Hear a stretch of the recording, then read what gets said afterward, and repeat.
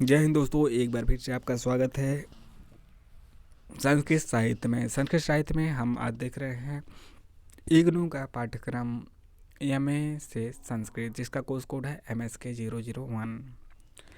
MSK कहा जाता है, यानी कि मास्टर इन संस्कृत। इग्नू का यह पाठ्यक्रम, इसका जो हम देख रहे हैं, जो आपका ई लर्निंग प्रोग्राम है, ई नोट्स है, उसको हम अध्ययन कर रहे हैं। और उसमें हम आज पढ़ेंगे नीति शतकम।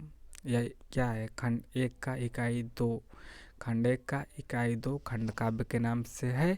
और पहला भाग हो चुका है, आज दूसरा भाग शुरू करेंगे नीति शतकम से। संस्कृत नीति काव्य के इतिहास में कविवर भर्तृहरि का स्थान जितना महत्वपूर्ण है, यानी कि भर्तृहरि की रचना नीति शतकम है, उतना ही उनकी स्थिति विवादास्पद भी है। जनश्रुति के आधार पर वे महाराज विक्रमादित्य के बड़े भाई थे। परंपरा अनुसार यही राज्य सिंहासन पर आसीन होने के अधिकारी थे। विक्रमादित्य के बड़े भाई थे, परंपरा अनुसार यही राज सिंहासन पर आसीन होने के अधिकारी थे, किंतु अपनी रानी पिंगला द्वारा विश्वासघात किए जाने के कारण संसार से विरक्त हो गया और राज सिंहासन का दायित्व अपने भाई विक्रमादित्य को सौंप दिया। कतिपय विद्वान कवि भर्तृहरि को प्रसिद्ध व्याकरण भर्तृहरि से अभिन्न मानते हैं। कतिपय विद्वान कवि भर्तृहरि को प्रसिद्ध व्याकरण भर्तृहरि से अभिन्न मानते हैं, दोनों अलग अलग। जिन्होंने वाक्यपदी की रचना की थी और चीनी यात्री इस सिंह के अनुसार जिनकी मृत्यु 650 ईस्वी में हुई थी। नीति शतकम में मनुस्मृति और महाभारत की गंभीर नैतिकता महाकवि कालिदास की सी प्रतिभा के साथ प्रस्फुटित हुई। इस ग्रंथ में कवि द्वारा विद्या, वीरता, साहस, मैत्री, उदारता, परोपकार, परायणता जैसे उदार वृत्तियों का बड़ी सरस पदावली में वर्णन किया गया है। नीति शतक व्यवहारिक जीवन की सम विषम परिस्थितियों का सुंदर चित्रण करता है। इसमें मूर्ख निंदा है, सज्जनों की प्रशंसा, परोपकार, धैर्य, दया, कर्म की महिमा से संबंध अनेक पद हैं। कुछ विद्वानों ने नीति शतक को इन विषयों से संबंध पद्धतियों के विभक्त करके पद्यों का क्रम रखा है। संस्कृत विद्वान और टीकाकार बुधेंद्र ने नीति शतक को नीचे दिए गए भागों में विभक्त किया है, जिन्हें पद्धति कहा गया है। मूर्ख पद्धति, विद्वत पद्धति, मानसौर पद्धति, अर्थ पद्धति, दुर्जन पद्धति, सुजन पद्धति, परोपकार पद्धति, धैर्य पद्धति, दया पद्धति, कर्म पद्धति। परोपकार पद्धति से संकलित निम्नलिखित पद्यों में सानुप्रास पदावली ने लालित भाव की सुंदरता से अत्यधिक बढ़ा दिया है। मनसी वचसी काय पुड़ पीयूष पूर्णा स्त्री भुवनम उपकार श्रेणी भी पुर्यंतः परगुण परमाणुन पर्वती कृत्य नित्यम निज हृदय दी विघसंतरु संति संत क्रियंते। इस ग्रंथ में जिन नीति सिद्धांतों का प्रतिपादन किया गया है, संसार के किसी भी जाति अथवा धर्म के लिए भूषण स्वरूप है। नीति शतक के प्रसिद्ध पदों का प्रचार प्रायरु समस्त भारतवर्ष में है। इसकी कतिपय सूक्तियाँ यहाँ द्रष्टव्य है। विभूषणम मौन मंडी ताना, मूर्खों का आभूषण चुप रहना ही है। सत्संगति कथा किन करोति पुसाम, सत्संगति मनुष्यों के लिए ही क्या करती है। सर्वे गुणाम कांचनमाश्रयन्ते, सभी गुणधन का ही आश्रय पाकर रहते हैं। मनुष्य कार्यार्थी न गणयति दुखम दुखम न च सुखम, कार्यार्थी मनुष्य दुरुख एवं सुख को नहीं गिनते हैं, दुख एवं सुख को नहीं गिनते हैं। न्यायात्पथ प्रविचलन्ति पदम न धीरा, धैर्यवान मनुष्य न्याय के मार्ग से एक पद भी विचलित नहीं होते हैं। अगला है श्रृंगार। चौथा जो है श्रृंगार शतकम है। श्रृंगार शतकम में महाकवि भर्तृहरि की रचना है नीति शतकम, श्रृंगार शतकम। श्रृंगार का चटकीला चित्रण किया। इस शतक में कवि ने स्त्रियों के हाव भाव, प्रकार, शारीरिक शस्त्रों के बारे में विस्तार से चर्चा की है। वह मंगलक श्लोक में लिखते हैं, शंभु स्वयंभु हरियो हरि ड़ेक्षणानाम एना क्रियन्त सततम गृह कर्म दासाः वाचम गोचर चरित्र विचित्रताय तस्मै नमो भगवते कर ध्वजाय। ये बताते हैं कि स्त्री किस प्रकार मनुष्य के संसार बंधन का कारण है। स्मितेन भावेन च लज्जया भी परांग मुखैर्धर कटाक्ष वीक्षण वचो भी ईर्ष्या कलेह न लीलया, समस्त वाभय कलुबंधे स्त्रिय।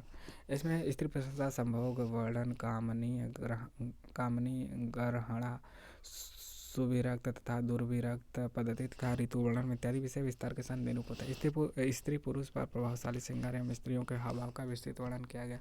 इसके कुछ पद्यों में ऋतुओं का भी वर्णन है। कतिपय वर्णन यौन के विकारों से भी प्रभावित न होने वाले व्यक्तियों के वर्णन से संबंध है, जैसे धन्य कोपी न विक्रयाम कलयति प्राप्त न भी यौवने। तो कहीं कहीं स्त्रियों की निंदा भी की गई है, जैसे स्मृता भवती तापाय दृष्टा चोन्मादकारणी स्पृष्टा भवती मोहाय सा नाम दयिता कथम। ऋतुओं का वर्णन कामोद्दीपन की दृष्टि से किया गया है, जैसे वसंत की उद्दीपकता पर कवि का दृष्टिकोण इस प्रकार है। सहाकार कुसुम केसर निकर भरा मोद मूर्छिता दिगंते मधुर मधु विधुर मधुपे मधो भवे तस्क नोत्कंठा। जिस समय आम की मंजरियों के केसर समूह के अतिशय सुगंध से सभी दिशाएं मूर्छित हो जाती हैं तथा मधुर मधु के आस्वादन से सभी भ्रमर उन्मुक्त अर्थात विधुर अनियंत्रित हो जाते हैं, वैसे ही वसंत काल में किस व्यक्ति में उत्कंठा नहीं होती अर्थात सब में होती है। ऐसे श्रृंगार शतक के अनेक पद्यों में विस्तारों की निंदा करते हुए ऐसे व्यक्तियों की प्रशंसा की गई जो स्त्रियों के रूप जाल में नहीं फंसते हैं। इस प्रकार श्रृंगार के मनोरमता में कवि ने नैतिक आदर्श की पवित्र धारा प्रवाहित की है। वैराग्य शतम। भारतीय मुक्तक सुभाषितों की शतक परंपरा में वैराग्य शतक उन्हीं की रचना है, तो भर्तृहरि के नीति श्रृंगार और वैराग्य शतक अपेक्षाकृत अधिक लोकप्रिय हैं। कोई ऐसा पंडित न होगा जिसे भर्तृहरि के इन शतकों ने आकर्षित न किया हो। किसी वैराग्य शतक को भाषा की सरलता, भावों की तरलता, चमत्कार की विरलता भर्तृहरि शतकों को पद पद में पाई जाती है। भर्तृहरि के नाम से बहुविध विपुल साहित्य प्राप्त है। यह ग्रंथ है महाभाष्य की त्रिपदी दीपिका, वाह के प्रदीप, शब्द धातु समीक्षा, नीति श्रृंगार और वैराग्य शतक। इनके अतिरिक्त अन्य भी भर्तृहरि के रचित ग्रंथ हैं जो पूर्णतः विवादास्पद है, परंतु साधारणतः भर्तृहरि का नाम लेते हैं उनके शतक तरह का बोध होता है जो इन शतकों की लोकप्रियता का प्रमाण है। 7वीं सदी से चीनी यात्री सिंह इन शतकों की चर्चा तो नहीं करता, परंतु जब वह महाभाष्य कृत भर्तृहरि का टीका की चर्चा करता है तो कहता है कि यह मानवीय जीवन के सिद्धांतों की चर्चा करता है, जो जाने अनजाने में वह शतक के सिद्धांतों का भी समाहार कर लेता है। सुभाषितों में भर्तृहरि के सुभाषित अग्रणी एक एक श्लोक में जगत और जीवन का सार भरा है। कवि कहता है कि जानकार लोग ईर्ष्यालु हैं, प्रभावशाली लोग गर्व से भरे हैं, अन्य अबूझ के मारे हैं, बेचारे सुभाषित अंग में ही जीर्ण हो गए हैं। बौद्धारो मत्स्य गृहस्था प्रभव श्यम दूषिता अबोधो पहतश्चान्य जीर्णमंगे सुभाषितम। वैराग्य शतक के निम्न पद में वृद्धावस्था की सोचनीयता का चित्रण कितना स्वाभाविक है। गत्रम संकुचितम गतिर्विगलिता भ्रष्टम च दंतावली दृष्टिर्न लक्ष्यते वर्धते बधिरता वक्त्रम च लालायते वाक्यम नाद्रियते च बांधव जनो भार्या न शुश्रूते हाँ कष्टम पुरुषस्य जीर्णवशस्य पुत्रोयम मित्रते। शरीर सिकुड़ गया, चाल ढीली पड़ गई और दांत भी गिर गए, आंखों की रोशनी जा चाहिए, बहिरापन बढ़ रहा है, मुख से लार टपकने लगा। शरीर सिकुड़ गया, चाल ढीली पड़ गई, दांत भी गिर रहे हैं, आंखों की रोशनी जा रही है, बहिरापन बढ़ रहा है और मुँह से लार टपकने लगे। बंधुजन बात नहीं सुनते, पत्नी भी सेवा नहीं करती, यहाँ तक कि पुत्र भी शत्रु जैसा आचरण करने लगा है। मनुष्य की बुढ़ती बहुत ही दुखदायी है। भर्तृहरि की शैली। भर्तृहरि की भाषा सरल और सरस वैदर्भी का उत्तम उदाहरण है। शार्दूल विक्रीडित कवि का प्रिय छंद है। इसके अतिरिक्त भी विविध छंदों का सहज उपयोग किया गया है।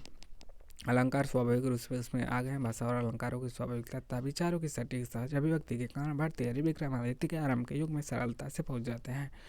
जीवन और जगत को जितना भर्तृहरि ने अपने शतक में व्यक्त किया है वह परवर्ती कवियों के लिए उदाहरण बन गए। यही कारण कि धर्म से परे जैन साधुओं में भी वैराग्य शतक पढ़ने पढ़ाने की परंपरा है। 7वीं सदी का चीनी यात्री सिंह भर्तृहरि को गृहस्थ और सन्यास के मध्य 7 बार आवागमन करता बताता है। उसने इसे बौद्ध विद्वान बताया, परंतु उसका साहित्य उसे परम शैव ही सिद्ध करता है। भर्तृहरि का साहित्य जीवन की विरूपताओं पर सत्य कटाक्ष करता है। भर्तृहरि ने बहुधा अपनी बात कहने के लिए मैं या असमत शैली अपनाई है, इसलिए कई बार उसके श्लोकों में आत्मकथा का आभास लगता है। भर्तृहरि के लोकप्रिय श्लोकों का परवर्ती काव्यशास्त्रकारों ने पर्याप्त उपयोग किया। धानिक ने दशक रूप की टीका में वाक्यपदी के शतक को भर्तृहरि के नाम से विविध संदर्भों में उद्धृत किया है। धृति के उदाहरण है 4/92 में से चौथा है। कहा गया है वयमिह परितुष्टा वल्लय स्वत्तम च लक्ष्म्या समे यह परितोषो निर्विशेषो विशेषा सही भवदो दरिद्रो यश तृष्णा विशाला मनसी च परितुष्टे को अर्थमानम को दरिद्र। इसी प्रकार श्लोक 112 की टीका में प्रारभ्यते ने खलो विघ्न भयन निचय आदि श्लोकों भी उद्धृत किया गया है जो न्याय के स्थिर गुण की पुष्टि करता है। सम्मट ने भी अपने काव्य प्रकाश में मात्सर्य मूर्तार्ष्य आदि लोग को शांत तथा श्रृंगार के संसार रूप गूढ़ी भूतव्यम भूत व्यंगम और इसी संशय के कारण दोष में उदाहरित किया है। काव्य प्रकाश के साथ ही साहित्य दर्पण में शशि दिव साधुसरों ने आदि श्लोक समुच्चय अलंकार के उदाहरण के रूप में उद्धृत हैं। इन श्लोकों के अलावा भोगा न भुगता वयमेव भुगता आदि श्लोक के प्रत्येक चरण में वयमेव की आकृति से नवीनता आ गई है। शतक तो अनेक रचे गए पर भर्तृहरि तक उनमें से कोई शतक पहुँच न पाया।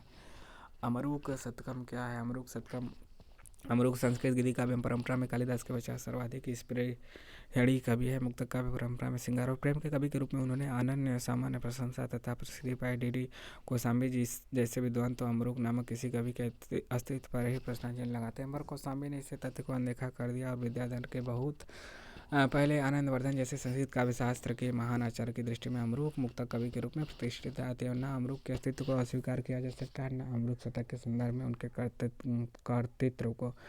अमरूक कवि एक ही रचना मिलती है। अमरूक शतक की विभिन्न प्राचीन प्रतियों में 90 से 115 तक पद प्राप्त होते हैं, जिनमें केवल 51 पद ही प्रतिष्ठित हैं। साइमन तथा ऑफरेट इन दो पाश्चात्य विद्वानों ने छंद को प्रमाण मानकर अमरूक के वास्तविक कर्तृत्व का परीक्षण करना चाहा है। ऑफरेट ने यहाँ तक कहा है कि अमरूक ने अपने पद केवल शार्दूल विक्रीडित छंद में ही लिखे थे और शेष छंदों में लिखे गए पद वस्तुतः अमरूक के नहीं है। बरंच ऑफरेट के इस वचन में कोई तर्क नहीं। टीकाकार अर्जुन वर्मन देव ने कुछ 102 पदों पर टीका की है तथा निर्णय सागर संस्करण में इन पदों के अतिरिक्त पद अलग से संग्रहित किए गए हैं, जिनके अमरूकता होने की संभावना प्रकट की जाती है। अमरूक शतक के प्राचीन प्रतियों तथा उपलब्ध संस्करणों के आधार पर उसके 2 संस्करण प्राचीन काल में प्रचलित प्रसिद्ध होते हैं। एक लगभग 114 पदों का बृहद संस्करण है, जिसका प्रचार 1000 के आसपास अवंती देश में अधिक रहा है। अमरूक का एक दूसरा संस्करण आंध्र प्रदेश में प्रचलित रहा होगा, जिसका अपनी टीकाओं में उपयोग रुद्रम देव, रविचंद्र तथा भोपाल जैसे टीकाकारों ने किया। रविंद्र चंद्र ने अमरूक शतक के विषय में शंकराचार्य संबंध की वदंती को प्रमाण मानते हुए प्रत्येक पद की द्विविध व्याख्या की है। श्रृंगार पर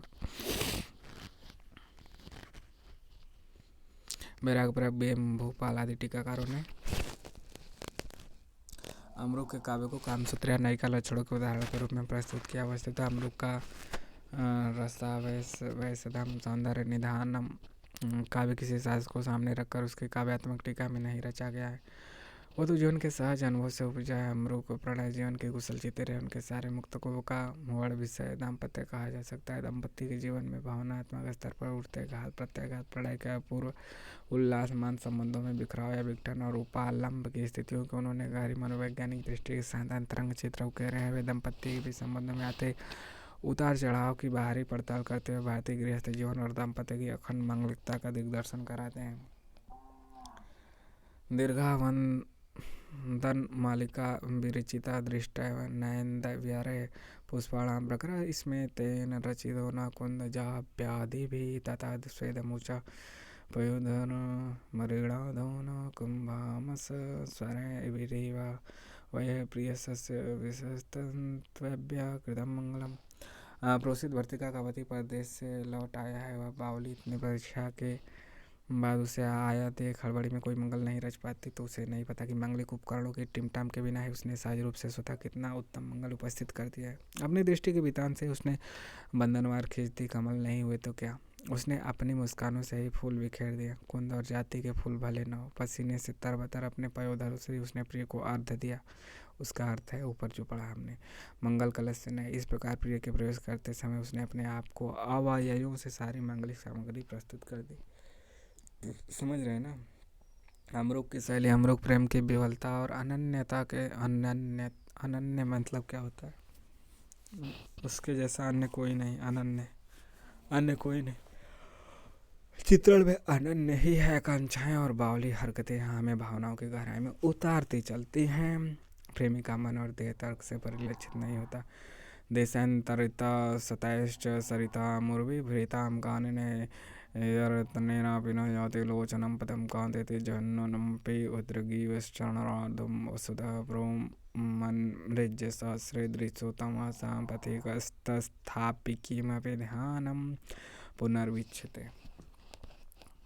बट वही जानता है अपना प्रिया से बहुत दूर है, बीच में कई देशों सैकड़ों नदियों पर्वतों और कानूनों का व्यवधान है। किसी भी तरह से वो प्रिया का प्रदर्शन नहीं कर सकता। फिर भी गुनताड़े में गर्दन ऊपर उठाकर पंजों के बल चक्कू चक्कर रसवाई हुई आंखें पूछता हुआ फिर उसी दिशा में ताकता है जिस पर प्रिया की बस्ती छूट गई।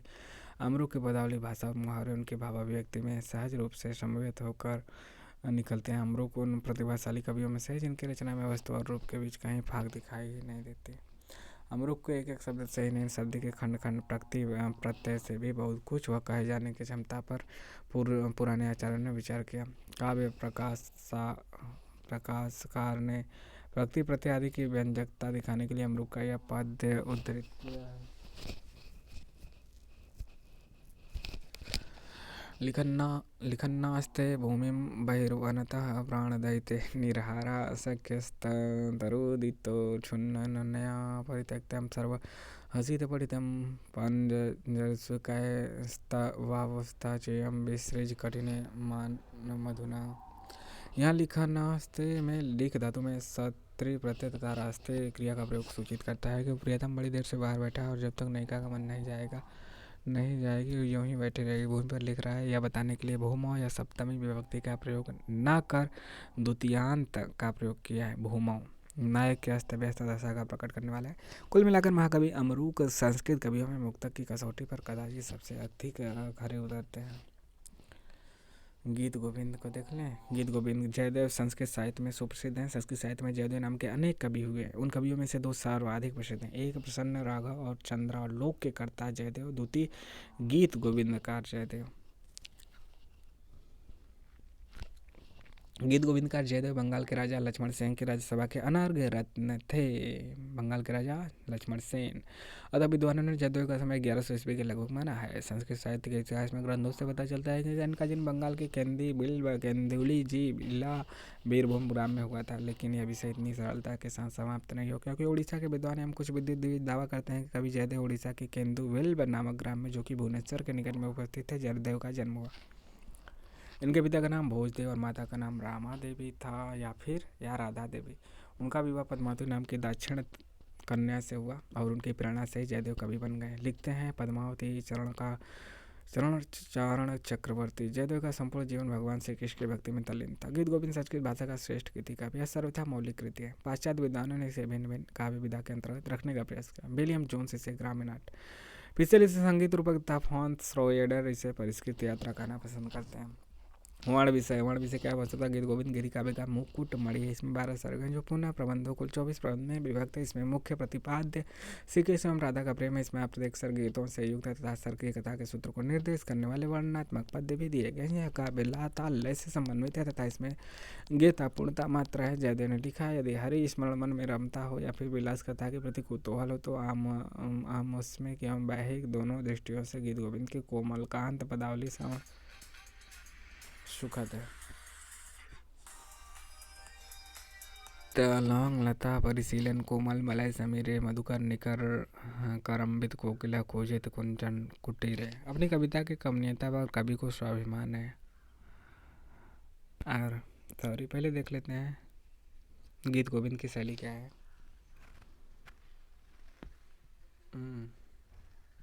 यदि हरि स्मरण सरसम मनो यदि विलास कलासो कुतूहलम मधुर कोमल कांत पदावली शृणु तदा जयदेव सरस्वती। शैली गीत गोविंद की भाषा नितांत भावना रूप है। शब्द सौष्ठव प्रवाहमय है तथा शैली अत्यंत सरस है। जो व्यक्ति संस्कृत भाषा में निष्णात नहीं है वह भी इसकी कर्णप्रिय शब्दावली को सुनकर आनंद विभोर हो जाएगा। उदाहरण कुछ पंक्तियाँ यहाँ प्रस्तुत है। ललित लवलंग लता परिशीलन कोमल मलय समीरे मधुकर निकर करम्बित कोकिल पूजित कुंजज कुटीरे। अपनी कविता की कमनीयता पर कवि को स्वाभिमान है, तभी उसने अंत में कहा है कि जयदेव की वैदाग्ध्यपूर्ण वाणी के समझ जगत के सभी मधुर पदार्थ फीके।